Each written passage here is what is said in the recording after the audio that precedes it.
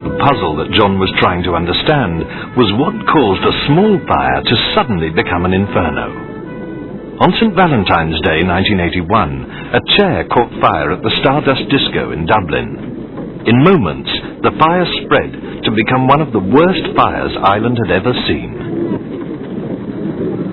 There were 200 fit, healthy young people dancing when a fire occurred in one corner.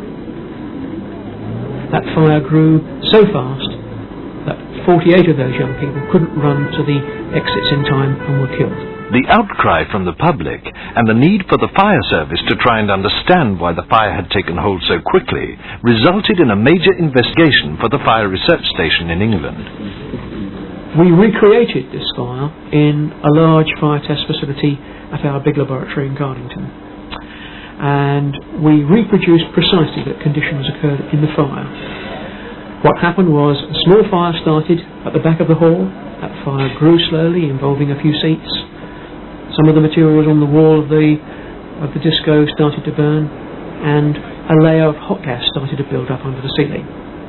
As the materials burned, that layer of gas got thicker, and as more energy was released, it got hotter. And it reached a point where that layer was so thick and so hot that it emitted huge amounts of thermal radiation, so intense that all the materials around ignited all at once.